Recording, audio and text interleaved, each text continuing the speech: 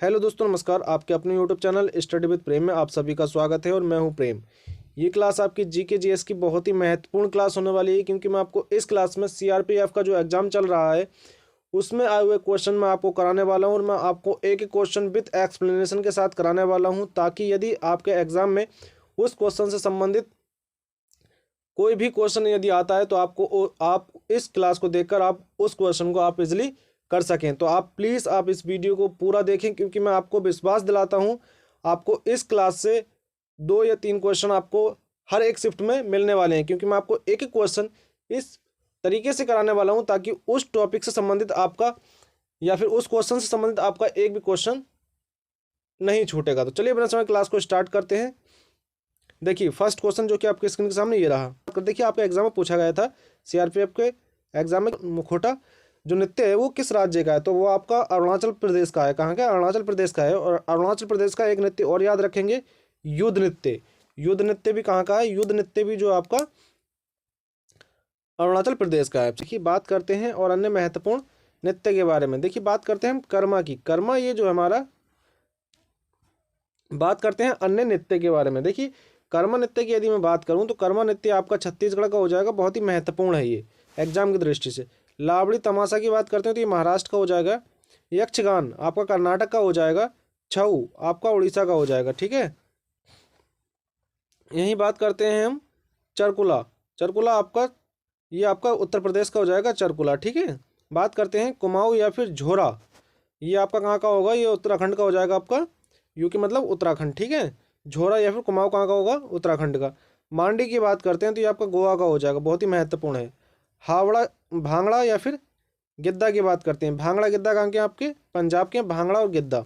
ठीक है, बात कर लेते हैं। देखिए इसके बाद बात करते हैं हम थांगटा। थांगटा आपका मणिपुर का, बहुत ही महत्वपूर्ण।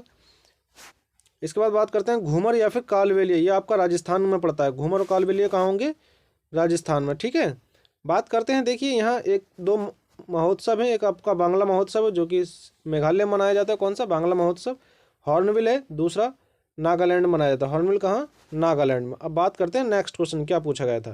देखिए नेक्स्ट क्वेश्चन आपका पूछा गया था कि बालात श्रम एवं बंधुआ मजदूरी से संबंधित कौन सा अनुच्छेद है? देखिए बालात श्रम और बंधुआ मजदूरी से संबंधित जो आपका अनुच्छेद 23 है। 23 कौन सा है? बालात श्रम या फिर बंधुआ मजदूरी से। अब बात करते हैं देखिए मौलिक अधिकार के बारे में। ठीक है, देखिए समानता या समता या समानता का अधिकार आपका आर्टिकल 14 से 18 है। तो आपसे कभी कभी एग्जाम में ये भी पूछ लेगा कि समानता का अधिकार में कितने आर्टिकल आते हैं। ठीक है, या फिर इसका जो आर्टिकल कहाँ से कहाँ तक है। बात करते हैं इसके बाद स्वतंत्रता का अधिकार आपका आर्टिकल 19 से 22 तक है। बात करते हैं शोषण के विरुद्ध अधिकार, तो ये आपका 23 और 24 है। शोषण के विरुद्ध दो ही आर्टिकल हैं, 23 और 24। धार्मिक स्वतंत्रता 25 से 28 तक क्या है? धार्मिक स्वतंत्रता है, आर्टिकल 25 से 28 तक। बात करते हैं नेक्स्ट की। देखिए नेक्स्ट आपका कहता है, नेक्स्ट कहता है संस्कृति और शिक्षा संबंधी अधिकार। ये आपका अनुच्छेद 29 और 30 है। ठीक है, संवैधानिक उपचारों का अंत आर्टिकल कितना, मतलब अनुच्छेद कितना? आपका 32। तो ठीक है, तो फंडामेंटल राइट कितने, मतलब मौलिक अधिकार कितने? 6। बात करते हैं महत्वपूर्ण आर्टिकल की। देखिए मतलब अनुच्छेद की बात कर लेते हैं। अनुच्छेद जो है वो आपका 18, उपाधियों का अंत अनुच्छेद 18 में। 19A की बात करते हैं तो बोलने की स्वतंत्रता आपका 19A में है। ठीक है, आर्टिकल मतलब अनुच्छेद 17 की बात करते हैं तो अस्पष्टता मतलब छुआछूत का अंत आर्टिकल 17 में है। ठीक, बात करते हैं आर्टिकल 16 की। आर्टिकल 16 में क्या है? लोक नियोजन के विषय में अवसर की समता। ठीक है, बात करते हैं आर्टिकल 21 की। आर्टिकल इसमें प्राण एवं देह की स्वतंत्रता का संरक्षण। आर्टिकल 25 की बात करते हैं तो अंतःकरण की स्वतंत्रता आर्टिकल 25 में है। आर्टिकल 24 की बात करते हैं तो बालकों के नियोजन का प्रतिषेध आर्टिकल 24 में। बात करते हैं नेक्स्ट क्वेश्चन की।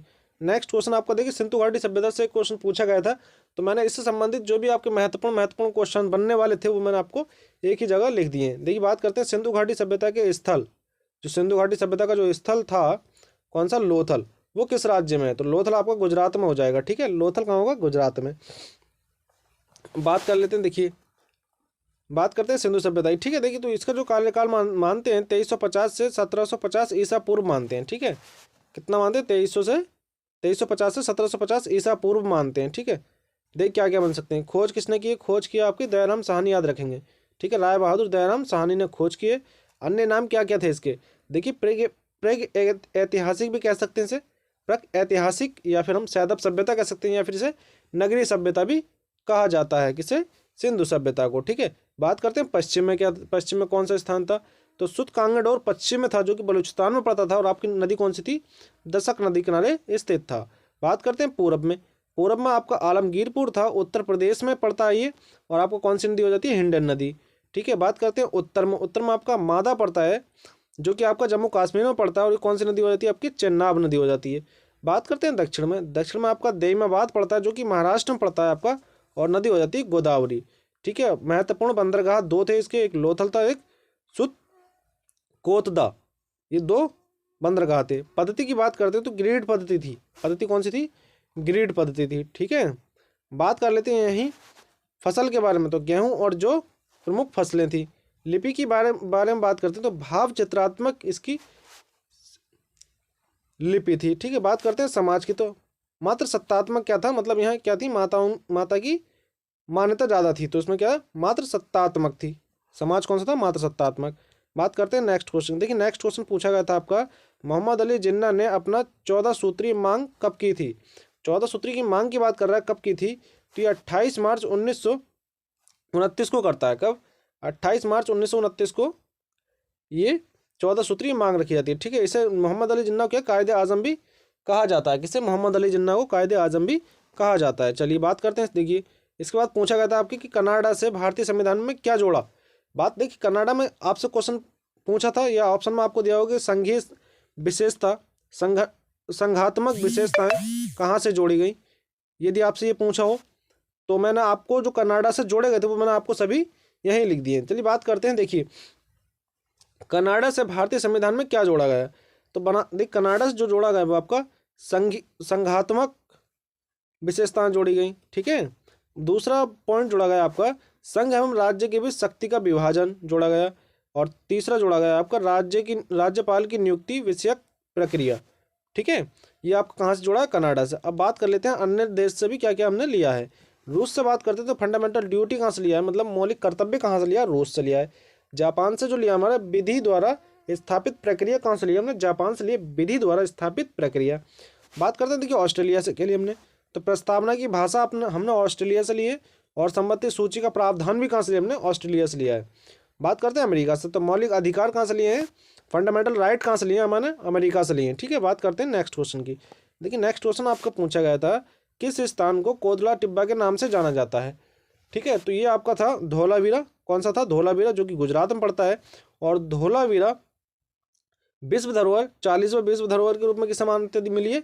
धोलावीरा को। ठीक है, 39 की बात करते हैं तो रमप्पा मंदिर, जो कि तेलंगाना का है, 39वां विश्व धरोहर है। बात करते हैं इसके बाद में नेक्स्ट क्वेश्चन की। देखिए नेक्स्ट क्वेश्चन पूछा गया था आपको, किस राज्य में लड़कियों की शादी 18 वर्ष से कम में कर दी जाती है, कर देते हैं? तो ये आपका बिहार राज्य था। कौन सा राज्य था? बिहार। अब देखिए बिहार से बनने वाले क्या क्वेश्चन थे। बिहार जो था प्रजनन दर में सर्वाधिक कौन है? बिहार। आपसे ये भी क्वेश्चन पूछा गया था कि प्रजनन दर में सर्वाधिक कौन सा राज्य है? ठीक है, दर किस राज्य की है? तो वो आपके बिहार था। ठीक है, बिहार का जनसंख्या घनत्व सर्वाधिक है। यहीं बात करते हैं सबसे कम जनसंख्या घनत्व किसका? तो आपका अरुणाचल प्रदेश का जनसंख्या घनत्व सबसे कम है। बात करते हैं इसके बाद में, देखिए उनको क्या क्वेश्चन बन सकते हैं। बात करते हैं देखिए सर्वाधिक जनसंख्या के बारे में, तो आपका उत्तर प्रदेश हो जाएगा सबसे अधिक जनसंख्या। बात करते हैं सबसे कम जनसंख्या के बारे में, तो आपका सिक्किम हो जाएगा सबसे कम जनसंख्या। बात करते हैं सर्वाधिक क्षेत्रफल किस राज्य का है, तो राजस्थान का आपका क्षेत्रफल सर्वाधिक है। बात करते हैं, यहीं बात कर लेते हैं हम, और सबसे कम की बात करते हैं क्षेत्रफल, तो वो आपका गोवा का हो जाएगा सबसे कम क्षेत्रफल। बात करते हैं सर्वाधिक साक्षरता किस राज्य की, तो आप केरल की सर्वाधिक साक्षरता हो जाएगी, मतलब सबसे ज़्यादा पढ़े लिखे लोग कहाँ होंगे? केरल में। यहीं बात करते हैं हम बिहार की। ठीक है, बात कर लेते हैं बिहार की, तो सबसे कम साक्षरता कहाँ है? बिहार में सबसे कम साक्षरता है। यहीं देखिए क्वेश्चन और बनता है कि सबसे लंबी तटीय सीमा किस राज्य की लगती है, तो आपको गुजरात की सबसे लंबी तटीय सीमा लगती है। और मैं आपको एक चीज़ और बता दूं, टाइगर स्टेट किसे कहा जाता है, तो वो आपका मध्य प्रदेश को टाइगर स्टेट के रूप में कहा जाता है। चलिए बात करते हैं इसका नेक्स्ट क्वेश्चन की। देखिए नेक्स्ट क्वेश्चन आपका कहता है, सोना का परमाणु क्रमांक कितना है? देखिए परमाणु क्रमांक पूछा किसका? सोने का। तो ये 79 क्या है, परमाणु क्रमांक है किसका, सोने का। यदि इसके किससे दिखाते हैं तो AU से इसे दिखाते हैं सोने को। देखिए जस्ते को किससे दिखाते हैं, ZN से जस्ते को शो करते हैं, शीशे को PV से, ठीक है, और चांदी को हम AG से, पारा को HG से, और लोहा को FE से। तो आप उसके साथ में ये भी याद रखें, क्योंकि आपसे सोना पूछा जा सकता है तो आपसे चांदी पूछी जा सकती है, कभी पारा भी पूछ लिया जाए।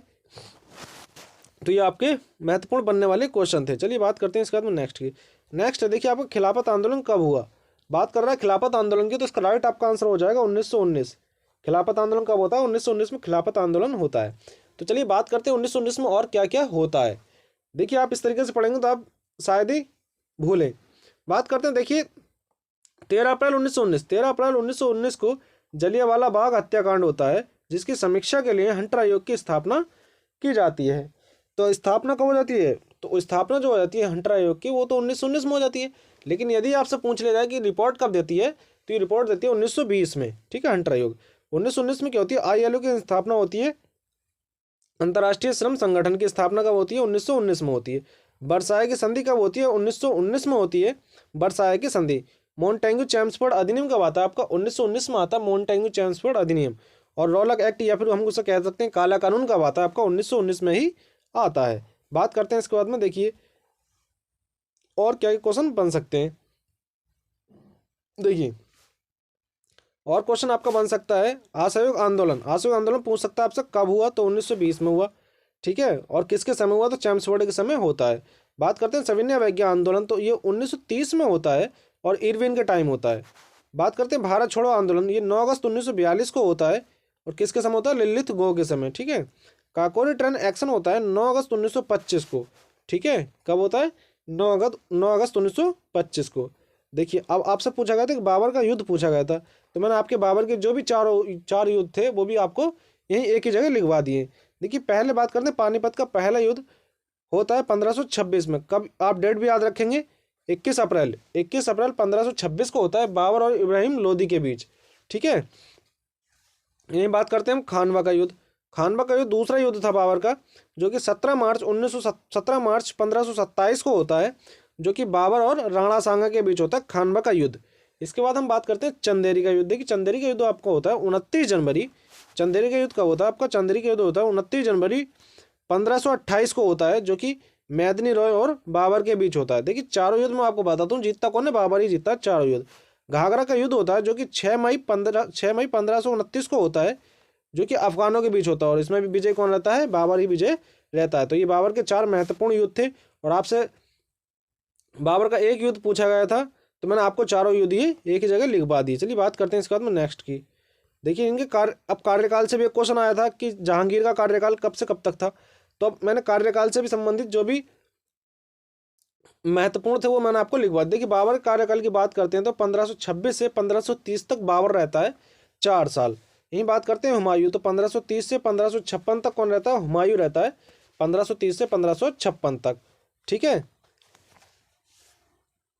यहीं अब बात करते हैं हम, देखिए शेरशाह आ जाता है, क्या शेरशाह 1540 से 1545 तक रहता है शेरशाह, ठीक है।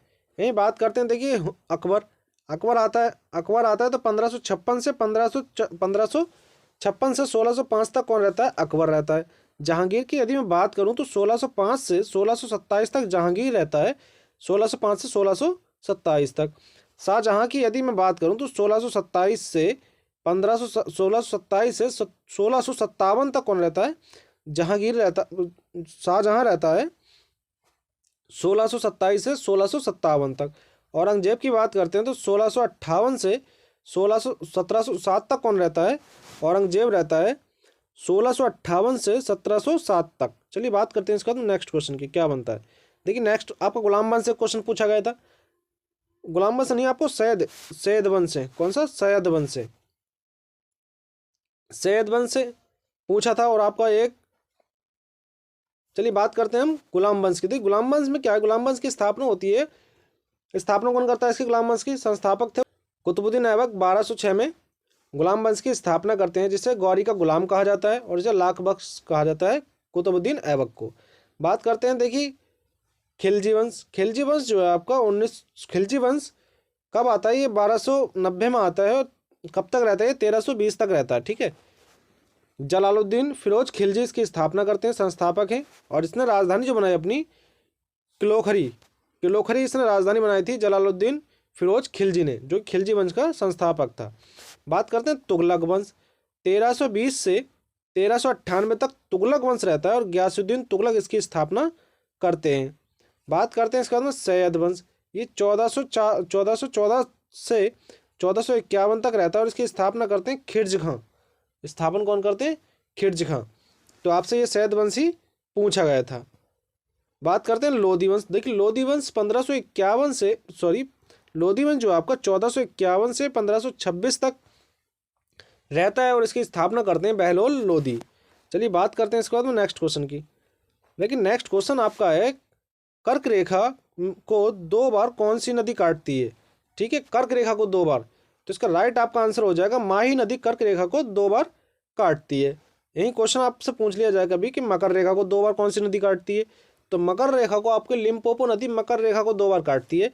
और आपसे कभी पूछ लिया जाए कि भूमध्य रेखा को 2 बार कौन सी नदी काटती है, तो वो आपकी कांगो नदी काटती है। ठीक है, बात करते हैं इसके बाद नेक्स्ट क्वेश्चन की। देखिए कर्क रेखा आपकी 8 कर्क रेखा जो है आपकी भारत के 8 राज्यों से होकर गुजरती है। ठीक है, कितने राज्य हो जाएंगे? 8 राज्य। और ये 8 राज्यों 3 महाद्वीप से होकर गुजरती है। महाद्वीप कौन से? पहला आपका उत्तरी अमेरिका, अफ्रीका और एशिया, 3 महाद्वीप से होकर गुजरती है और ये 17 देशों से होकर गुजरती है। कितने? 17 देशों से। चलिए बात करते हैं नेक्स्ट क्वेश्चन की। देखिए नेक्स्ट क्वेश्चन आपका कहता है कि चंपारण सत्याग्रह कब हुआ? चंपारण सत्याग्रह जो होता है आपका 1917 में होता है। आपका चंपारण सत्याग्रह कब होता है? 1917 में आपका चंपारण सत्याग्रह होता है, 1917 में। बात करते हैं, देखिए महात्मा गांधी साउथ अफ्रीका से वापस कब आए? महात्मा गांधी साउथ अफ्रीका से वापस आते हैं आपके 9 जनवरी 1915 को महात्मा गांधी अफ्रीका से वापस आते हैं। ठीक है, यहीं अब बात करते हैं। देखिए 9 जनवरी को जो मनाते हैं हम प्रवासी भारतीय दिवस के रूप में मनाते हैं। ठीक है, प्रवासी भारतीय दिवस के रूप में मनाते हैं। अब देखिए बात करते हैं प्रवासी भारतीय दिवस की। अभी हाल ही में बैठक जो हुई है आपके इंदौर में हुई है। कहाँ? इंदौर में। और ये 17वीं बैठक थी। कौन सी? 17वीं बैठक थी। बात करते हैं अतिथि कौन थे, मतलब मुख्य अतिथि कौन थे? तो ये थे हमारी मोहम्मद इरफान, जो कि कहाँ के थे? गुयाना के राष्ट्रपति थे। और ये 10वें नंबर के गुयाना के राष्ट्रपति हैं। कौन? मोहम्मद इरफान। ठीक है, करंट अफेयर से देखिए कुछ महत्वपूर्ण क्वेश्चन थे जो कि मैं आपके सामने लेकर आया हूँ। देखिए पहला क्वेश्चन था आपका गोल्ड एटीएम। गोल्ड एटीएम आपका हैदराबाद में स्थापित किया गया गोल्ड एटीएम। अनाज एटीएम आपका गुरुग्राम हरियाणा में स्थापित किया गया है। मोपा अंतर्राष्ट्रीय एयरपोर्ट कहाँ है? आपका गोवा में है। ठीक है, मोपा अंतर्राष्ट्रीय एयरपोर्ट। असनी चक्रवात का नामांकन किसने किया? आपका श्रीलंका ने किया असनी का। COP15 मॉन्ट्रियल प्रोटोकॉल होता है, COP15 कहाँ है? आपका मॉन्ट्रियल कनाडा में है। ठीक है, और ओजोन परत के संरक्षण के लिए मॉन्ट्रियल प्रोटोकॉल होता है, जो कि आपकी कनाडा में होता है। कौन सा? मॉन्ट्रियल प्रोटोकॉल 16 सितंबर 1900 बताएं आप। ठीक है, बात करते हैं इसके बाद में नेक्स्ट क्वेश्चन की। नेक्स्ट क्वेश्चन आपका कहता है 16 सितंबर 1987 को मॉन्ट्रियल प्रोटोकॉल होता है ओजोन परत के संरक्षण के लिए। बात करते हैं COP27 आपका शर्म अल शेख, जो कि कहाँ होता है? मिस्र को क्या कहते हैं? इजिप्ट कहते हैं। ठीक है, COP26 कहाँ होता है? ग्लासगो में होता है COP26। बात करते हैं नेक्स्ट क्वेश्चन की। देखिए नेक्स्ट क्वेश्चन आप कहता है para badminton player of the year 2022। यह है मनीषा रामदास। कौन है? मनीषा रामदास को दिया गया para badminton player of the year 2022 का खिताब किसे? मनीषा रामदास को। बात करते हैं भारतीय ओलंपिक संघ की महिला अध्यक्ष कौन है? तो ये जो है PT ऊषा है, जो कि क्या कहते हैं ना, उड़न परी कहते हैं PT ऊषा को। ठीक है, कौन है ये? भारतीय ओलंपिक संघ की महिला अध्यक्ष। ठीक है, तो चलिए फिर हम आज की क्लास यहीं रखते हैं। देखिए क्लास आपको अच्छी लगी क्योंकि मैंने आपको एक क्वेश्चन आपको विद एक्सप्लेनेशन के साथ कराया। और देखिए इस क्लास को बनाने में बहुत सा टाइम लगता है, उससे संबंधित हमें क्वेश्चन देखने पड़ते हैं, हमें कौन सा क्वेश्चन कहाँ रखना है। तो प्लीज़ आपको यदि क्लास अच्छी लगी तो इस क्लास को ज़्यादा से ज़्यादा शेयर करें। चलिए फिर मिलते हैं और एक बेहतरीन सी क्लास के साथ। तब तक के लिए जय हिंद, जय भारत।